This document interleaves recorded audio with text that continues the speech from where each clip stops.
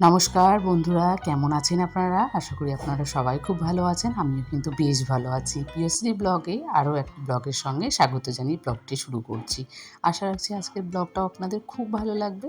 তো সকালে উঠে বাসি কাজ বলতে সেভাবে আমার কিছুই থাকে না। ওই সকালবেলা ঘুম থেকে ওঠার পরে নিজের ঘরটা ঝাড়তে আর তারপরে মুছে নিয়ে স্নান করে আসা। তারপরে যা বাকি কাজগুলো আছে টুকটুক করে আস্তে আস্তে সেরে নেওয়া, তাহলে সারাদিনের কাজগুলো অনেকটাই কমে যায়। সবার আগে আমি ঘরটা মুছে নিলাম, তারপর নিজে একটু ফ্রেশ হয়ে নেব, একেবারে স্নান করে নেব। আর এখনও কিন্তু আমার ব্রাশ করা হয়নি, সবে ঘুম থেকে উঠেই কিন্তু ঠাকুর প্রণাম করে ব্লগটা শুরু করে দিয়েছি। ঠাকুর প্রণাম না করে কিন্তু আমি কোনোদিন সকালটা শুরু করি না। মাঝে মধ্যে যদি এক একদিন ভুলেও যাই না, খুব তাড়াহুড়ো নিয়ে উঠলেও মনে হয় না কিছু যেন একটা আমার কাছ থেকে বাদ হয়ে গেছে।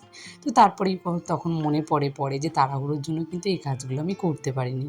তো দেখো স্নান করে এসে গেছি, আর এদিকে মামামকে একটু রেডি করিয়ে দিলাম। আর আজকে আমার অনেকটা দেরিও হয়ে গেছিলো ঘুম থেকে উঠতে। তাই মামামের পাপাকেই বললাম যে তুমি স্কুলে দিয়ে আসো। তার আগে দেখেছি আমার পাকা বুড়িটা ব্যাগের মধ্যে দেখছে যে আমি কী কী দিয়েছি আর কী দিইনি। প্রতিদিনে যাওয়ার সময় আমাকে জিজ্ঞেস করবে আমি পেন্সিল দিয়েছি কিনা, আমি সিলেটটা দিয়েছি কিনা, আর তারপরেও ও নিজে একবার চেক করে দেখে নেবে। আর আমি যেখানেই যাই, যদি একটু বাজারে যাই কিছুক্ষণের জন্য, তাদের কিন্তু মামামের জন্য একটা জল বেঁধে নিয়ে যেতে হয়, কারণ মামাম সবার আগে এটা মনে করিয়ে দেয় মা আমার জন্য একটু জল নিয়ে। তো যেখানে যাই ওই একটু করে জল খায়। আর আগের দিনে যেহেতু প্রচুর বৃষ্টি হয়েছিল, দুপুরবেলা কেচেছিলাম কিন্তু কিছুই শোকায়নি। তাই দেখো জামা কাপড়গুলো সব আবার তুলে এনে রেখেছিলাম। তো পরের দিনে আবার জামা কাপড়গুলো বের করে দিচ্ছি। এই এখন বর্ষার দিন হয়েছে জানো, এই জামা কাপড় দিতে তুলতে তুলতে এক এক সময় না বিরক্তি লেগে যায়। আর এই গরমের মধ্যে ভালো লাগে বলো? যতই বৃষ্টি হয়ে যাক তারপরে ওয়েদারটা হয়তো একটু ভালো লাগে, কিন্তু তার আগে পর্যন্ত এই গরমের মধ্যে এই জামা কাপড় দেওয়া তোলা বারবার এগুলো ভালো লাগে? এক এক দিন তো এমনই হয়, কতবার দিই আর কতবার তুলে রাখি, তখন রাগ করে না ঘরের মধ্যেই রেখে দিই। এগুলোকে গুছিয়ে সুন্দর করে এক জায়গায় রাখলাম। আর আমি না সানের মধ্যে আমগুলো রাখি না, কারণ যে আমের কষ দাগটা না, এই যদি লেগে যায় তাহলে উঠতে চায় না। তাই এখানে দুটো ছেঁড়া কাপড় ছিল, সেই কাপড়গুলোকে ভালো ছড়িয়ে দিয়ে তারপরে সুন্দর করে আমগুলোকে রেখে দিলাম। আর তার সঙ্গে একটা মোচাও এনেছিল, মোচাটাই দেখছি কলা এসে গেছে। তাই দেখছিলাম, ভাবছিলাম যে এই মোচাটা রান্না করবো কি করবো না, কারণ ভেতরে অনেকটাই দেখছি কলা হয়ে গেছে। তো তারপরে এটা রান্না করাও হয়নি, কারণ এটা ফ্রিজের তলে একবারে রেখে দেওয়া হয়েছিল, তো নষ্টই হয়ে গেছিলো পরে। যদি ফ্রিজে রাখতাম হয়তো ভালো থাকতো।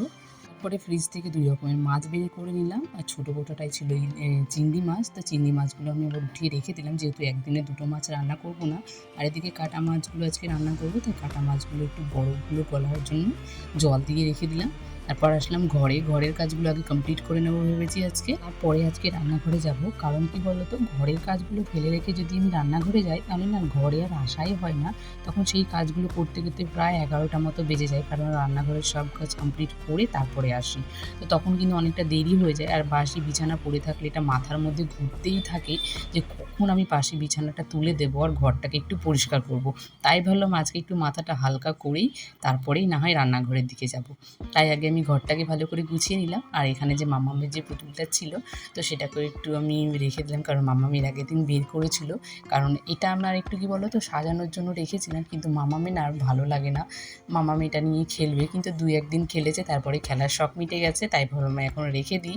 এখন হয়ে গেছে সন্ধে, মামামকে নিয়ে একটু বিকেলবেলা গেছিলাম মাঠে, মাঠ থেকে ঘুরে এসেছি। তারপরে এসেছি দেখছি আমার বোন এসেছে, মানে ওরা মাঠে দেখা করতে গেছিলো। তো আমাদের জন্য নিয়ে এসছে সিঙ্গারা, তার সঙ্গে নিয়ে এসছে দই। তো দুটোই রাখলাম, আর ওকে একটু চাও করে দিলাম। সবাই মিলে একটু চা খাওয়ার পরে ওরা তখন বেরিয়ে চলে গেছে, মুড়ি দুটো খেয়েছে, ওই সিঙ্গারা দিয়ে দুটো মুড়ি খেয়েছে, তারপরেই চলে গেছে। তারপরে ভাবলাম আমি একটু পুজোর ঘরটাকে একটু ভালো করে পরিষ্কার করে নিই, কারণ অনেকটা দিন হয়েছে না এই ঠাকুর ঘরটাকে ভালো করে পরিষ্কার করা হয় না। এবার এই সিংহাসনটাই বলতে পারো, ঠাকুর ঘর তো পরিষ্কার করাই যায়, কিন্তু সিংহাসনটা না সেভাবে একদম ডিপ ক্লিনিং করা হয় না। তো আজকে ভাবলাম কাপড়গুলো যখন চেঞ্জ করব, তাহলে একেবারেই একদম সিংহাসনটাকে একদম নতুনের মতন করে নিই। তাই দেখো সব কাপড়গুলোকে চেঞ্জ করে দিলাম, ঠাকুরগুলোকে বেশ ভালো করে সুন্দর করে গুছিয়েও রাখলাম। আর না এই নতুন কাপড়গুলো পাতার পরে এত ভালো লাগে, মানে পুজো দিতেই ভালো লাগে। আর পুজোর ঘরে আসলেই মনে হচ্ছে একটা খুব ভালো একটা গন্ধ আসে, এটা আমার খুব ভালো লাগে। তাই কিন্তু আমি প্রত্যেক সপ্তাহে বলতে পারো কাপড়গুলো পাল্টাই। মানে এতটা সময় হয় না যে কাপড় পাল্টানোর সঙ্গে সঙ্গে তখন যে আমি সিংহাসনটাকে একেবারে ধরে নেব। মানে এই যে ঝুল আপাতত আমি না ওই 1 সপ্তাহ 10 দিন কিংবা 1 মাস এরকমভাবে চেঞ্জ করি না। যখন মনে হয় আমার কাপড়গুলো চেঞ্জ করা দরকার, তখনই আমি কাপড়গুলো চেঞ্জ করে নিই। আর এখানে আমি কাপড়গুলো ভালো করে সার্ফের জলে ডুবিয়েও রাখলাম, তাহলে সকালবেলা কেচে নিতে পারবো। আর কেমন দেখো ঝকঝকে হয়ে গেছে। তো চলো আজকের ভিডিওটা আমি এখানেই শেষ করছি। দেখা হবে নেক্সট ব্লগের সঙ্গে, ততক্ষণের জন্য টাটা।